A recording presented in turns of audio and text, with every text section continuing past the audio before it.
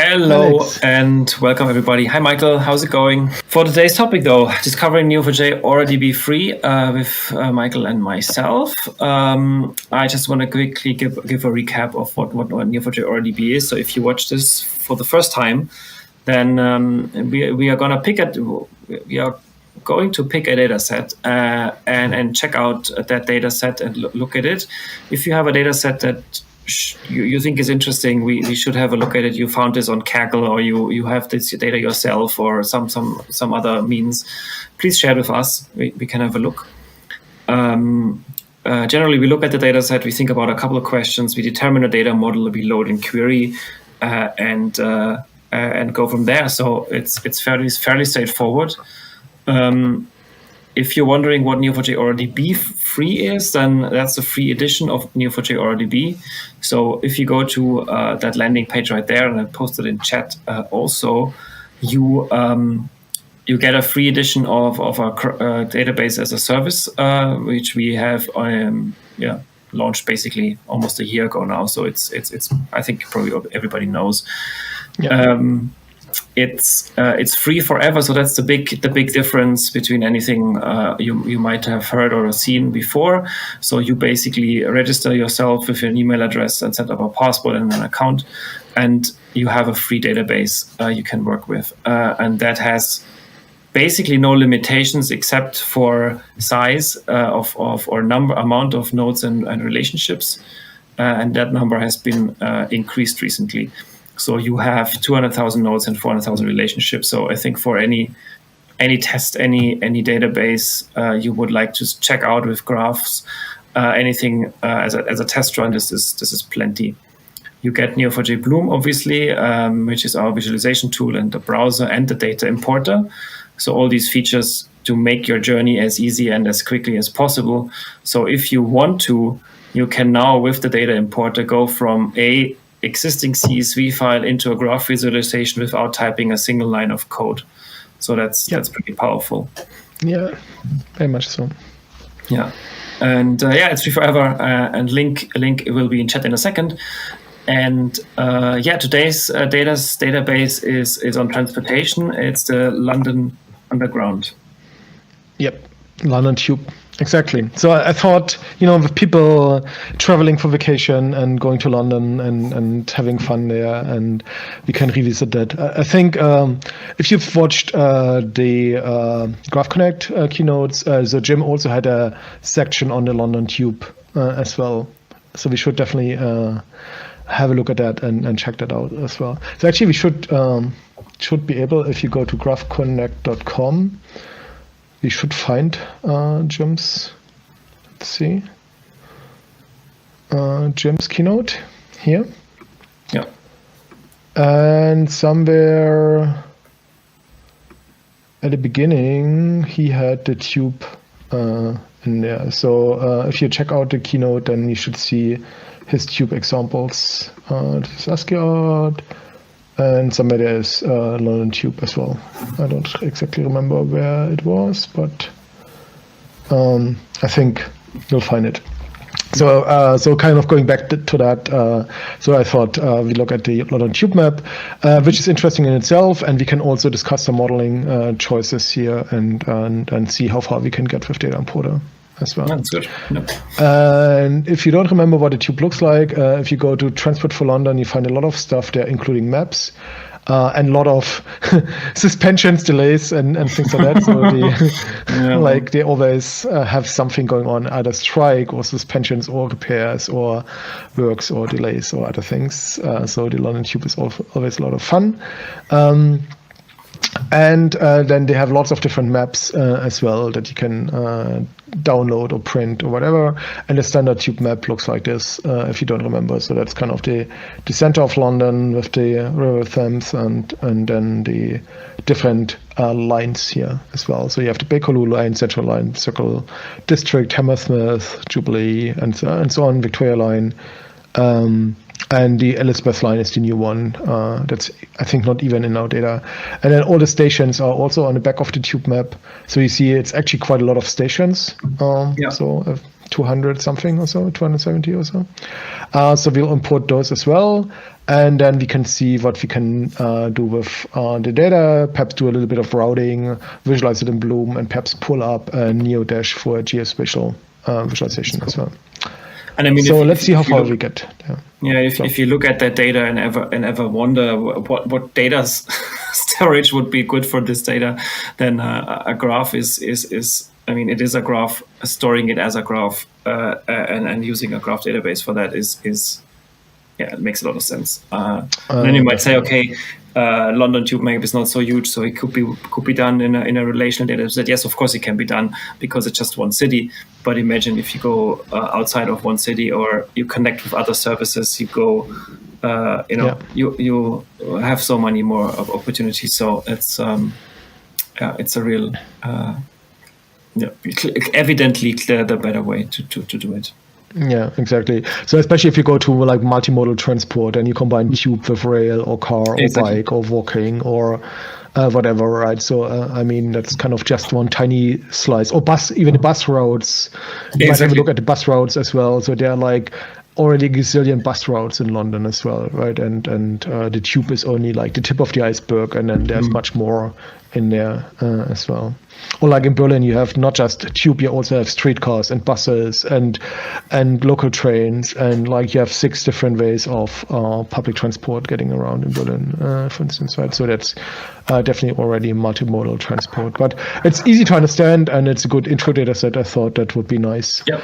And one of our colleagues, actually, who works on the Bloom team, had already prepared something, so we can use his data. We don't need to go and scrape data from somewhere, but we can actually take his data.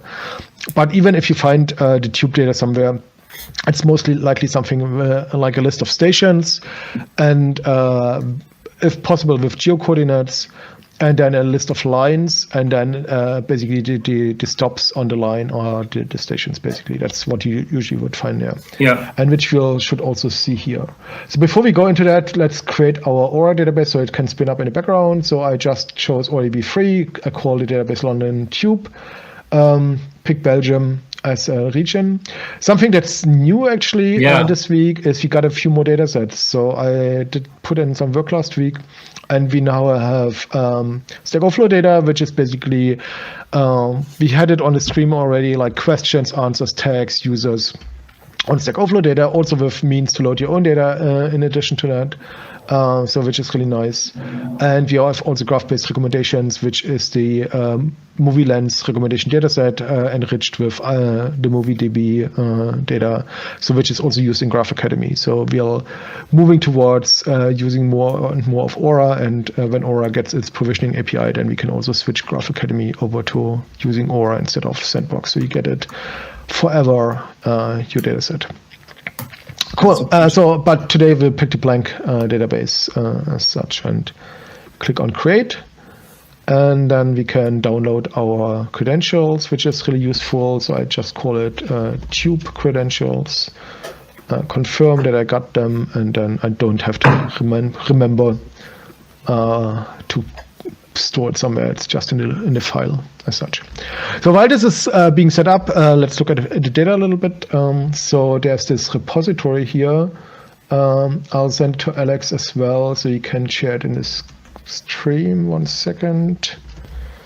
And then we can look at the data. So it's actually a Rust importer. So it's an importer written in Rust that loads the data and imports it into Neo4j, bus routes and tube routes.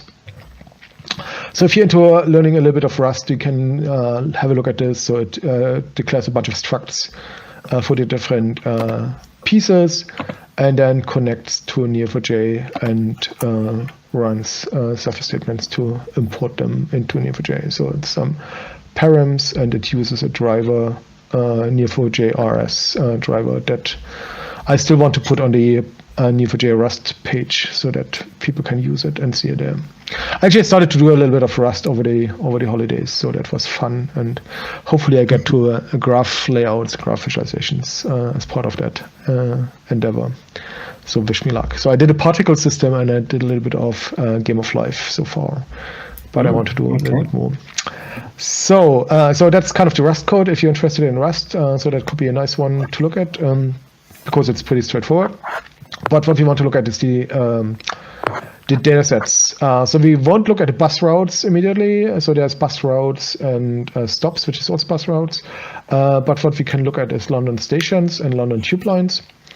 And then there's a little bit more detail on these. So if you look at London lines, that's just the 13 lines minus the Elizabeth line, but you see basically just the name of the line, number, and color. So we might use this in Bloom, for instance, to visualize our lines, but we probably don't need this for importing it. But then we have the stations, which is more interesting. So we have for each station a name, X and Y coordinates for the screen, so which we probably won't use, latitude, longitude, which zone they're in. So if you remember our tube map, they have like zones 1, 2, 3, 4, 5, 6, 7, 8. It goes all the way 8 and 9 here. It's even zone number 9. So that's the zone. Then we have the postcode as well for the station. Right? So that's pretty straightforward. We just map them to a node, and then we're good to go. Right. So something that we might want to do later on, we might want to pull out the zones as an extra node, or turn this into an array or something like this, as such. Yeah, the model is not too complicated, but exactly. The model is actually pretty simple, but what's interesting is what you do with it. Yep. And then London tube lines is our a little bit more detailed. So that's the line itself, and from station and to station. So that's kind of the parts of the line, basically. And so which gives us basically each piece or each segment of a line that we can use. But there's a similar file with a little bit more detail, and I wanted to try if we can load this file actually, which as well has the line, the ordering within the line, which is also important, right? So what's the first station, or what's the first segment in the line, the second segment in the line, and so on. And then here are some passenger numbers, basically how many total passengers, peak, evening, and late passengers are on this piece of the line, basically, so kind of tracking people. Yeah. And if we import this, then we could use Bloom basically to for the size of the visualize it as width of the lines, for instance. So we see how frequent they are. Yeah. Right. So that's something that we can do, and it's totally like 2,500 or something like that segments that we have to, 970 segments that we can import here. Right? So that's basically data that we can look at as such.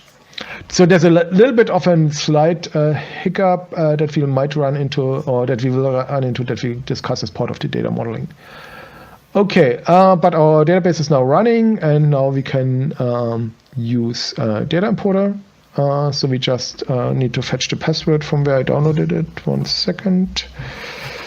Downloads, tube credentials, password. Here it is. Connect. So, and then we add our files. So what I already said is we have the stations, right? And we could start with the tube lines, but we can also, perhaps we start with the tube lines, which is a kind of a pretty straightforward one.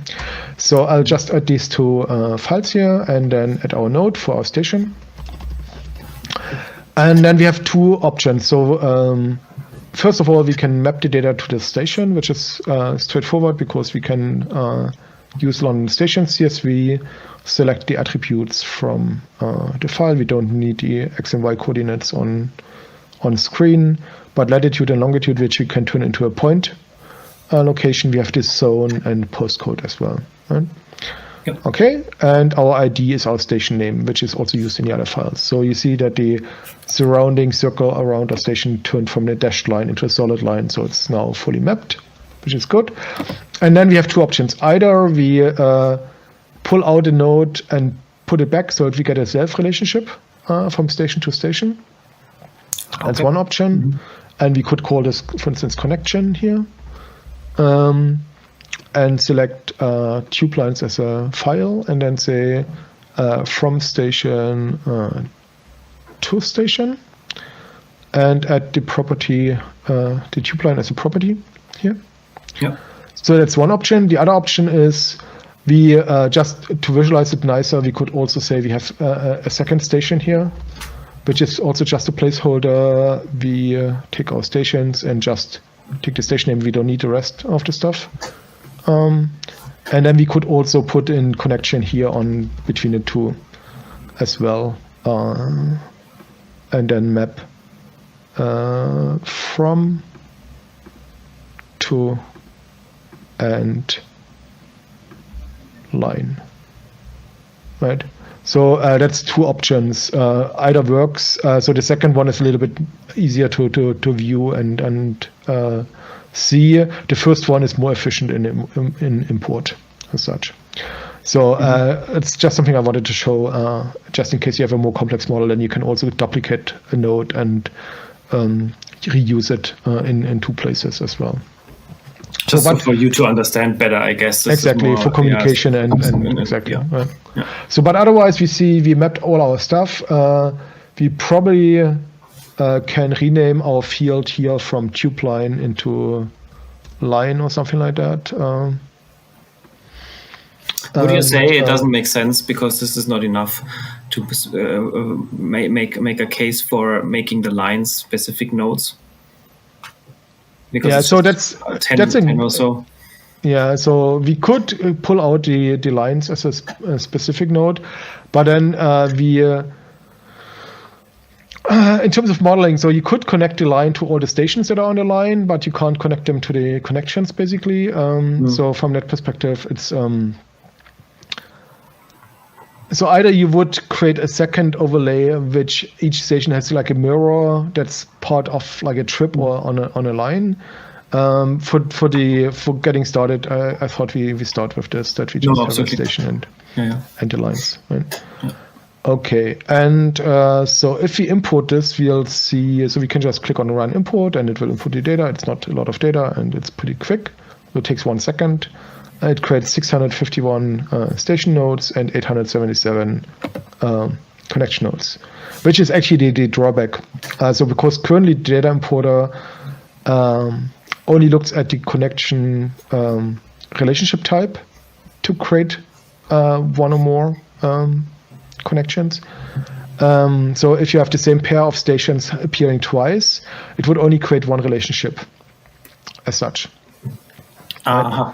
Okay. So that means if we now open Neo4j browser here and pasting in our password, we should see between two stations. Let me put in line here as an attribute, so we see which line it is. Right? Then we see that some of them might not be going through all the way because they have been overwritten by something else. Actually, what we can do is we can do a query for this, which says we find connections, right, from a start station to all the way to an end, basically, and where. Actually, let me do a simple version of this, which is basically this here. So we have a start station, something in between R2 and an end station. And we want to return these pairs of connections where the incoming connection to a station is of a certain line and the outgoing connection of a station is of this line. So where r.line is equal to r.2.line, right? So the Baker loop goes into our station X, like middle station, right? Mm-hmm. And Baker loop also goes out of the station in the middle, right? So, and if we do this, we should see that some of these actually are disconnected. Let's see if you can see this. So this is probably Tramlink. This is DLR. So for instance, DLR has many more station stops than 2, but it's only partially there, right? So it doesn't continue as DLR, but as something else, right? So if you actually limit this to only DLR and r.line equals DLR, which is the Dockland light rail, and if we only show the data that we return. So if you get too much data back from Neo4j, it tries to be too helpful. So you see, for instance, here we see Elizabeth's line and a bunch of others. So, or Jubilee. But if you disable connect result nodes, it will only show the data that you actually asked for. And here we see now in our DLR screen that there are some disconnected pieces here, right? So that are not connected to the other stations.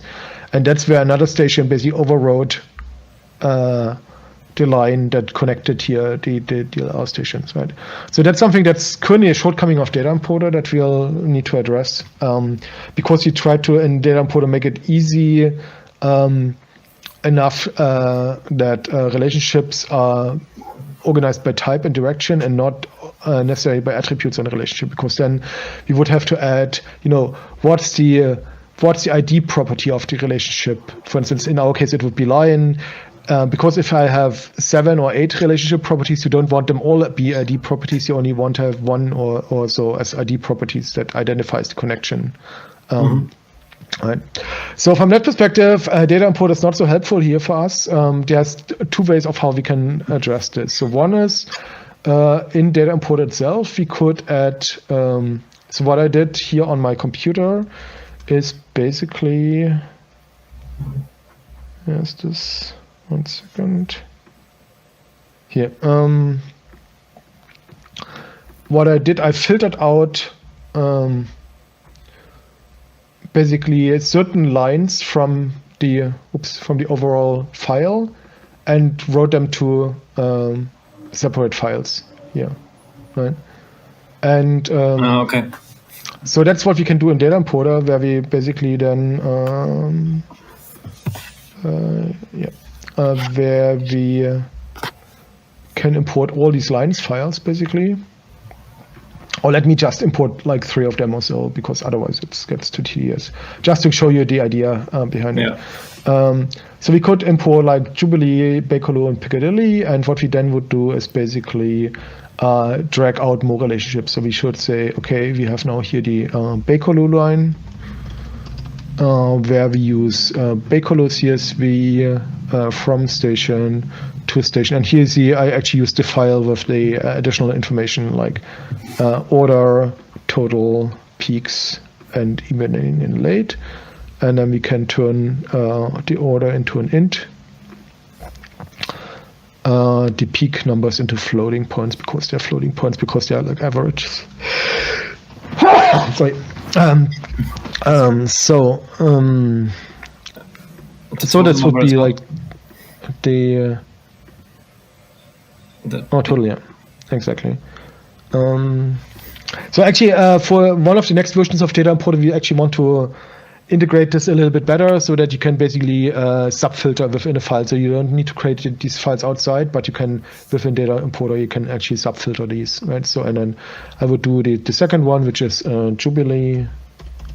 And here you see it would be actually nicer to have the 2 stations side by side, basically, where you it makes it a little bit drag clearer. them over, right?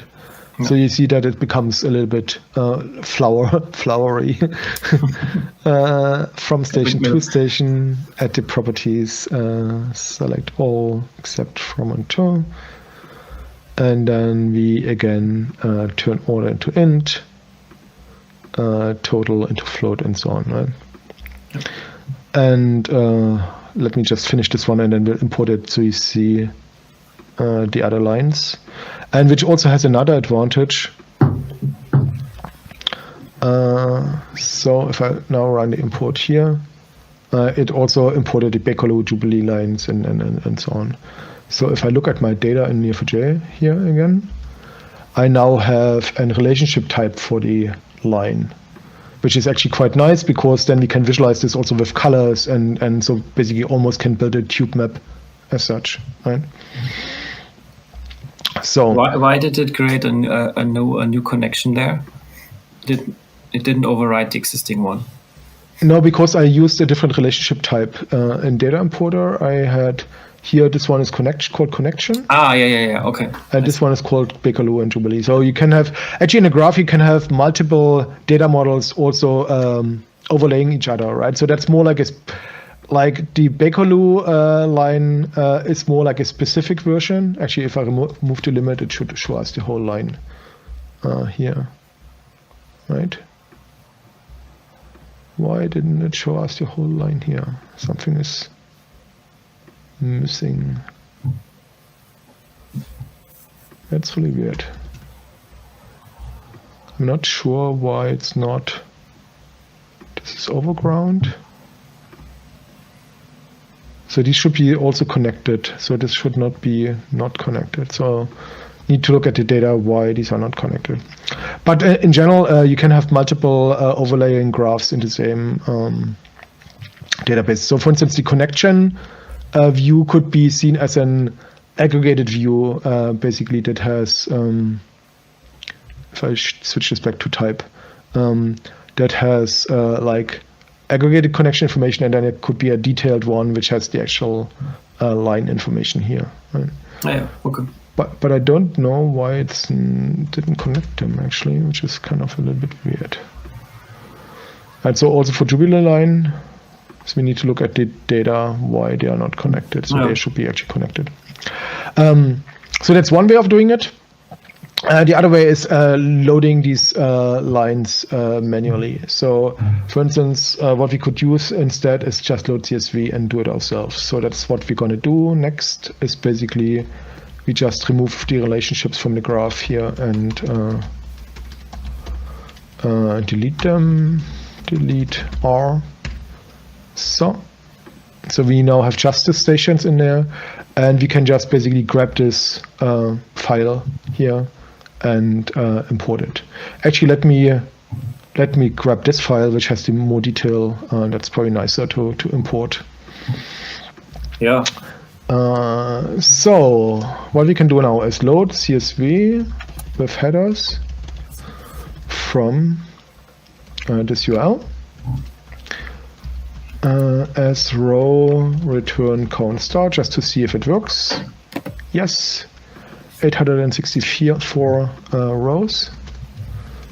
And then we can basically take this data and, for instance, return row, limit 5, and then we see these are like our line from station to station and the peaks in the orders and so on. So something that you might see here is the comma, so actually 1000 separators, so we need to probably remove them. And yeah, but otherwise what we want to do is basically for these rows, we want to find our start node or our from node, which is a station where this station is row dot from station, and then the same for 2 is 2 station. So this would be what we basically get for each of these entries, right? So we found our row, our from, and our to station. You can also see this, look at these as a graph as well. And then we just connect them, right? But the problem is, so either here again we have two options where we can say either we need to pre-filter this and say, okay, we do each station as a pass. So we could say where row dot line is Bakerloo, and then we would say merge from Bakerloo to. That could be one thing, and then we set the properties, right? Yeah. Set rel dot, what do we have? Ordering order equals to integer row dot order, and then set rel dot total is to float row dot total, and we have to replace the comma with nothing, and do the same for peak and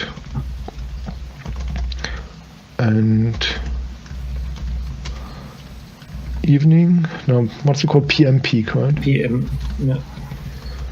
Row dot PM peak. Actually, PM peak is the only one within space, so we just call this peak probably, or PM peak. Yeah, doesn't really matter. And then the other one was evening.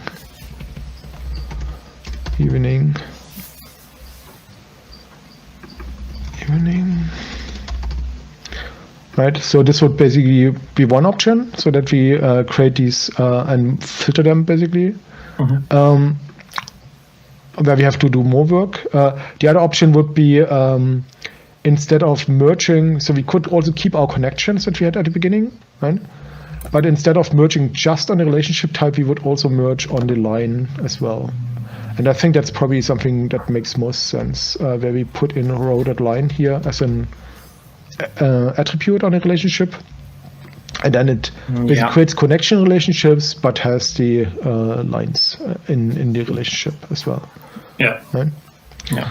So evening, and what was the late was this third one, right? Late. Cannot see it anymore, but no, I think we... late is here. Late is up there, yeah.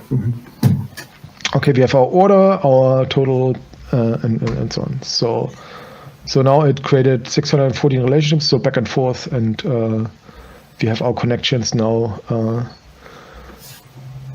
That should also pass or span multiple lines basically as well. Right, so between two stations. Actually, that's a good question. So we could actually, for instance, find stations that have a lot of lines between them. So like some of the central ones that have like a lot of parallel lines going here, right, in our cube map. So like here in between Baker Street and or here in this green area. Or here are 3 parallel lines or so. So that's actually a good query that we can start running already, right? So we would say... Yeah, it's not so crazy in London with the overlap, I think, but in other Berlin cities... it's more, I think, right? It's more, yeah. So... station... So we have our 2 stations, start and or source and target, and then we return source... relationship or collect r t count star. We can just aggregate them basically as well. So we get our relationships and the number of relationships, and then we can order this result by the number of relationships here. And then, actually, we don't need to have in this. We can just do it like this. Order by count descending limit, let's say 3, the top 3 pairs of stations, right? And if you do this, we see that South Kensington and Gloucester have 6, so 3 per direction. And then here's Aldgate and Hammersmith, which have 2. That sounds a little bit little as such, right? So yeah, maybe you need to increase the number. Yeah, because these are all our pairs, right? So there should be more than these. Well, you can. Okay, I guess we need to look at the data again. So something seems to be. You could say where it's more than 2. Yeah, but you already have the back and forth, so you should have actually at least, 4, because you have Piccadilly in this one direction and Piccadilly in the other direction, and these ones only show. Oh, sorry, I should do it like this. So we get both, right? Okay. But these are only 2 lines per direction, which is kind of unexpected. I mean, circle line is interesting, right? Because circle line goes in a circle, right? So it doesn't go back. It's like the Ringbahn in Berlin that goes also around. But there's actually a reverse one in Berlin. Okay, so the other thing that we can do is on our stations we also had geo coordinates as well. So if you look at this, we have latitude and longitude as well. So we can actually create a coordinate from that. Set n dot location equals point of latitude is n dot latitude, and longitude is n dot longitude. And we don't want to have to limit here because we want to do it for all stations. Oh, and to float. We forgot to turn them into floats, actually, the data importer. To float. And so we match all stations and set the location to a point type, which consists of latitude and longitude from our data, and we need to convert these strings into, and then we can actually remove the old ones that we don't need anymore. Right, so we have now all our stations here with the location element, and then we can create an index on station coordinate. Create index on station coordinate.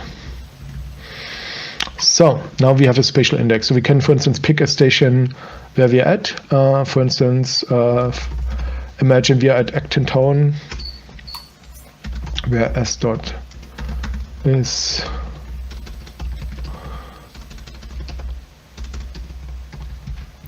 and return s.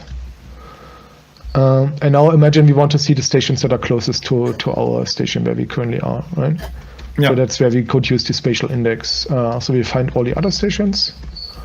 And then we would say, for instance, we return the other stations and the distance of our station's coordinates to this other station's coordinates as dist order by dist ascending limit 5. These are the 5 closest stations basically to ours. Yeah. Right? And order by dist. So we see these 5 stations. Oh, we did forget to exclude our own station from it. So we should. Why did we get distance null? Yes, that's a great question. So, but we called it coordinate, right? Or no, we called it location. I misspelled it, so actually it's location, not coordinate. Okay, it's actually location. And then we probably need to also, it's a little bit embarrassing. So you see that the station itself has a distance of 0 and the other ones have like 790 meters. So it's all in meters, the distances. Yeah. And we probably need to create the index on location. Now what would be funny is if there is another station that's closer by distance, but further away by actually getting there. Yeah, so that's a good question. So unfortunately, yeah, I don't think we can calculate this, but it could be that another station is closer by. You could walk there, but if you want to take the actual train, you have to go around because there is no direct connection between these 2 stations. That's a good point. So that's something that we can actually do, I think. Let's do this step by step. So one thing that's a little bit sad about the dataset is it doesn't have like travel distance in here between the stations, which is a little bit unfortunate. Right? Yeah. Because it's not always a straight line between 2 stations. So we can approximate this and say, if we want to find stations and their connections, we can actually compute the distance between the 2 as a straight line and put this as a distance relationship on the segment, right? Mm-hmm. So this gives us like the direct distance, but only if the stations are connected by something, right? So what we can now do is we have our from and to stations here, right, that are connected. And now we can basically set on the relationship a distance property, which is our distance between from dot location and to dot location, right? So this is not 100% correct, but it gives us a rough estimate of the distance as well, right? And then we probably want to turn this into a float. Oh no, it's probably already a float. Sure. And so we can do this, and it does it for all the distances. So we have now a distance relationship on our nodes here, right? So on our relationships here. So it has now a distance of 1.4 kilometers as such, right? Yeah. Mm-hmm. So now we can actually do fun stuff like routing and getting from A to B, because now we don't just know how to get there, but also how far it is, basically in kilometers or in meters as such, right? So we can, if you want to look at routing a little bit, so we can pick 2 stations on our map. So for instance, if we take, let's zoom in a little bit.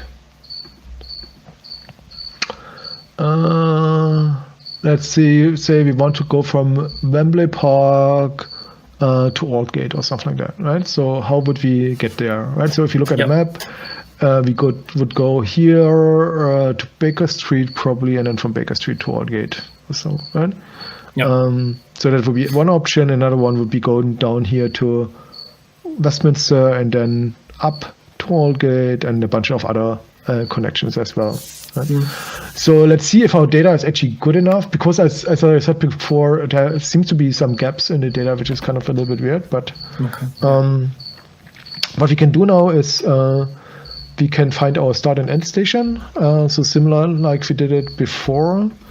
So with history, we can look at our past statements here, and we had where we did the distances. Where was the distance one? Here. So we have our start station, which was, what did we say, Wembley? Wembley Park. Park, right? Yeah, Wembley Park and Aldgate, right? So our start station is Wembley Park, and our target station is Aldgate. And now we want to find the path between these two, and this is where basically shortest path comes into play. We want to have our shortest path between source, connection, target, right?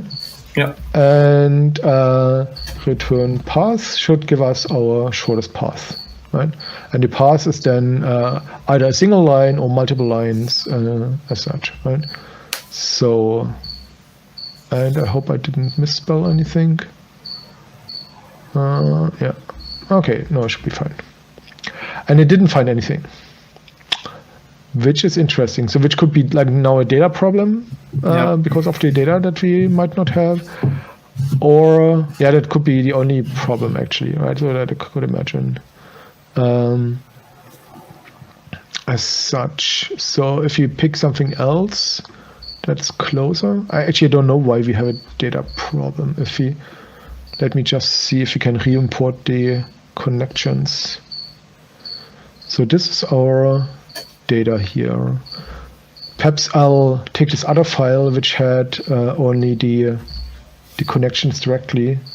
Yeah, maybe that's not complete the other one. Perhaps there's some statistics that are missing from some of the other ones, and then that's why it didn't have all the stations. So we just we remove all these properties here and just connect them as such. Let's see if it added another.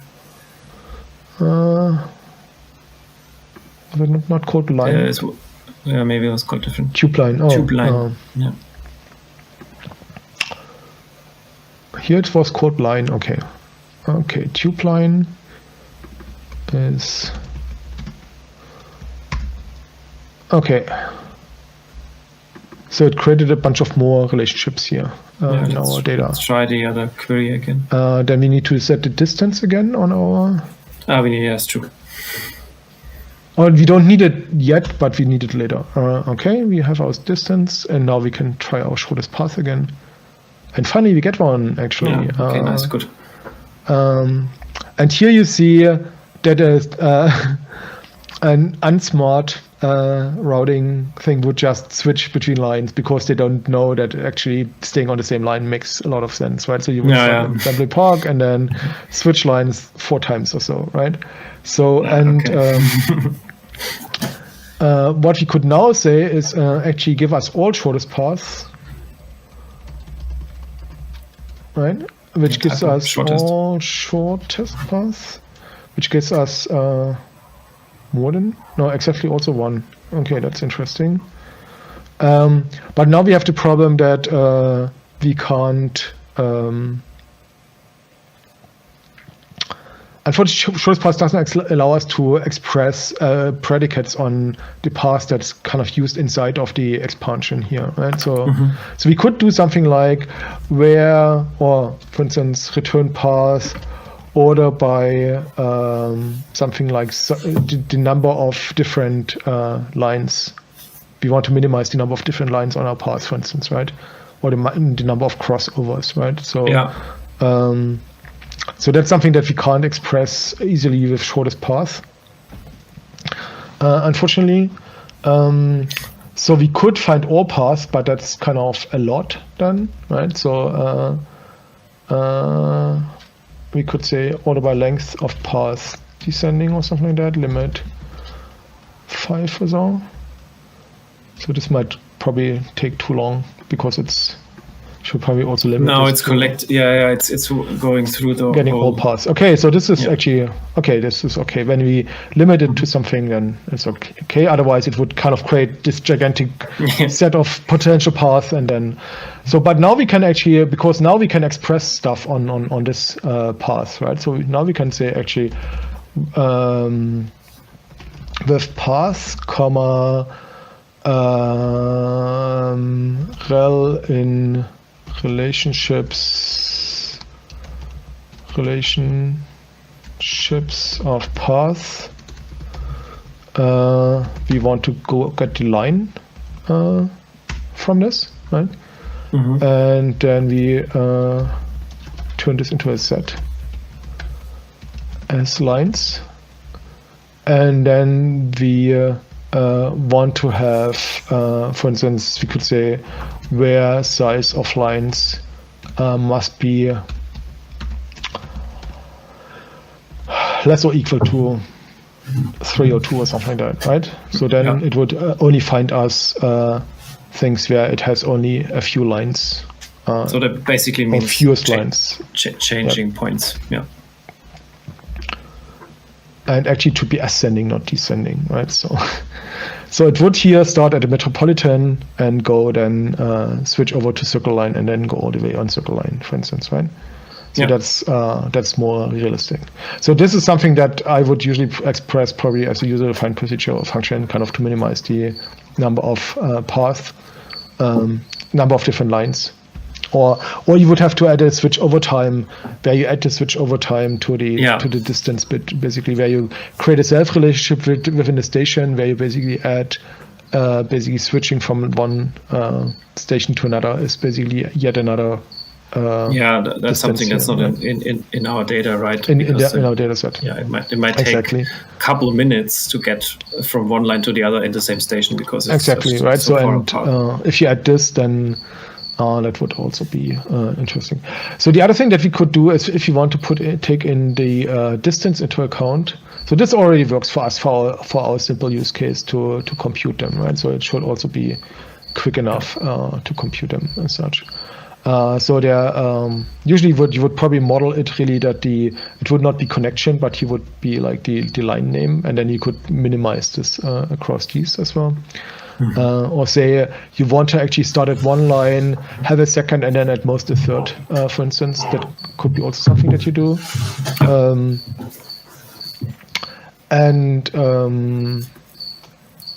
So the other thing that we can do is now that we have the distances on our relationships. Here's our distance. We can also use something like Dijkstra. So in the epoch library. Dijkstra. I just realized we should have taken more time for all of this, so there's pretty a lot of stuff. So what you can do is basically in Dijkstra you would provide start node, end node, and then a name for the weight property, which is distance in our case, and then it returns the path basically based on that. So we can actually try this as well. So which would be basically similar to our simple all shortest path basically routing. We would say call epoch Dijkstra algo Dijkstra, and then start end relationships. Algo Dijkstra, and then our start, our end, our relationship is connection, and then in the config, the distance is our distance parameter, and that's it, I think. Yeah. So, and then we should get basically return path, and this yields a path and a distance, I think, as such. Let's see, path and weight. Return path and weight. And this should use the data to compute the distances, basically. So the total distance is basically our 16-kilometer route. Mm-hmm. And this gives us the shortest one. There's also an A-star algorithm in Epoch, which is faster because it can also take into account the geolocation of the points. So it goes basically, it's like a snake which goes to a target or something like that, and then it basically gets closer and closer, but it knows also where the target is, and so A-star is a little bit better then, because you can also provide the latitude and longitude properties as well. Right. So, but this also doesn't give us yet the information on the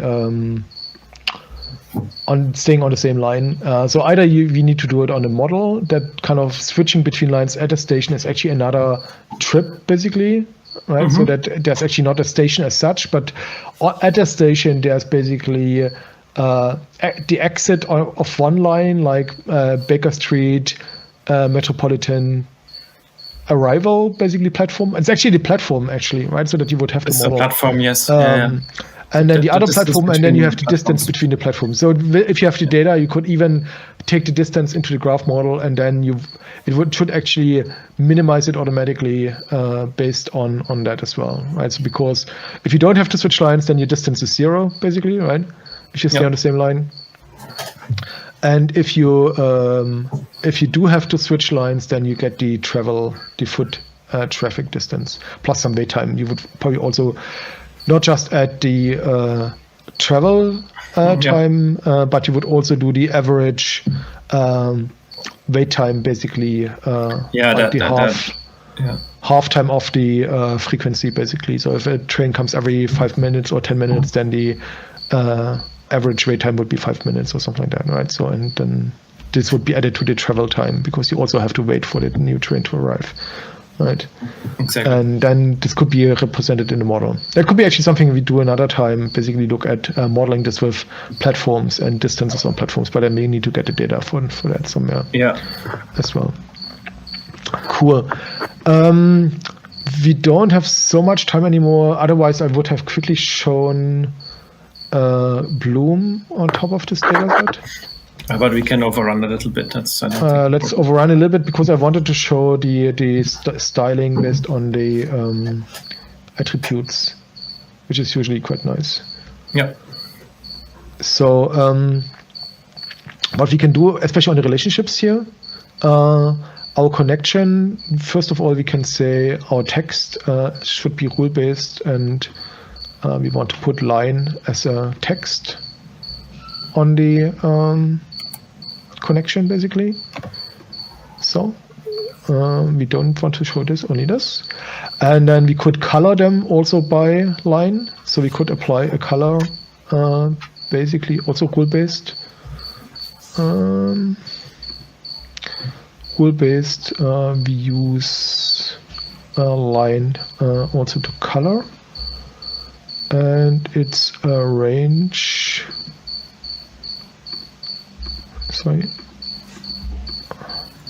line, size, color, apply color, and it would use that. So it would color our nodes based on the line as well, our relationships. And the third one that we can do is we can use the distance, for instance, as width here as well, where we have a distance range and we apply the size. Sorry, the size, not the color. Between 0.25x and 4x, for instance, as such. Yeah. We might need to put in the ranges here. So we have the text information, we have the colors, and so if we now fetch our data, so we have station to station of connection. We should see so the different width of the based on distance. We could also do it on the other attributes, but Bloom didn't pull them in, so we need to see this. And actually, let me just go back to this one, which is color. There was actually... I think you need to be by a select condition.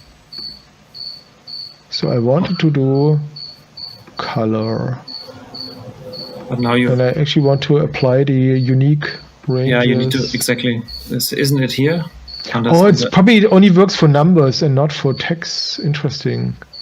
So it could be a good, because if I use, for instance, something like order, then I can do... yeah, you need to go into the drop down here. Something like, between.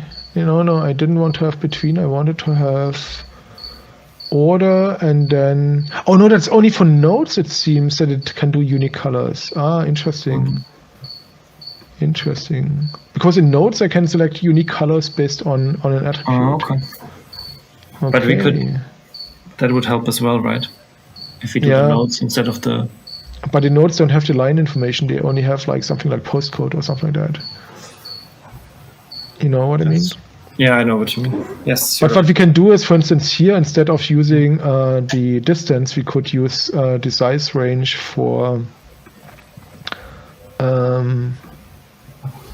how many people travel on these segments, for instance, right? So you should now see actually bolder ones that have more travel. Busier stations, yeah. Busier segments, basically, right? Or segments. For the station coloring, I think what we can do in nodes, here, if you pick one, let's say zone, for instance, or zone is actually, see this, I was looking for this unique that doesn't exist in relationships. Yeah. And then apply color, so we could see them by zone, basically. Yeah. Here, right? Ah, okay. Yeah. So you see probably the red ones are probably the inner zones, and then the further out you go, it's probably zone number 6, right? Yeah. And the red ones are probably zone number 1 or 2, see? Yeah. So actually the graph layout already layouted it as well in a way that it's put the central nodes more in the middle and have the border nodes around it, basically. So, yeah. Right. And the other thing that we would also do on the station styling would be we would put in the station name as well. Right, so when we zoom in, we would see the stations actually. Yeah. Right.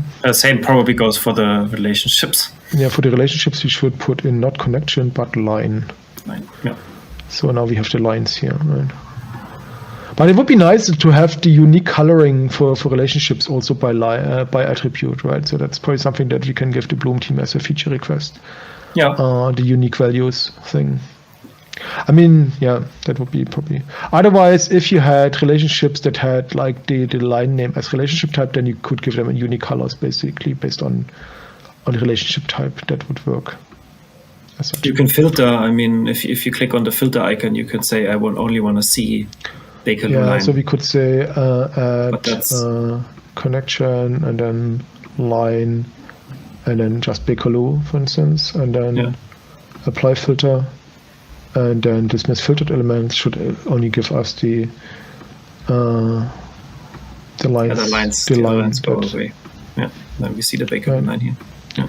And here you see also how it comes from the outside, goes to the central stations, and then moves to the outside again to an zone 2 or so, or 1 and 2. Yeah. Right. That's also interesting. So these zones would be another thing that we could model in this data set.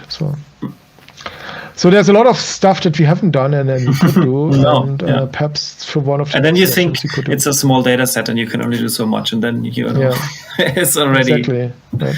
And then we didn't even do spatial layoutings, right? So I also have like Neo4j over here, so that's something else that we could do, like spatial layouts of the stations as well, and do some charts and other things based on the graph data. Maybe we do a continuation of this next week. Yeah, that sounds like good idea, and perhaps you can see if we find a platform data set where it's actually also the platform data and the walk lines and the travel times is available. I'll have a look if I find a little bit more detailed data set on London Tube. Cool, sounds good. Happy to do that. Cool. So it was very, very good, very interesting. Like I said, initially you might think that this is not as exciting, or maybe not as insightful, or not as rich. But then all these questions we couldn't answer, and then more questions that just come from the data set, and it's all very graphy, all very very related connected data stuff. So it was very interesting, and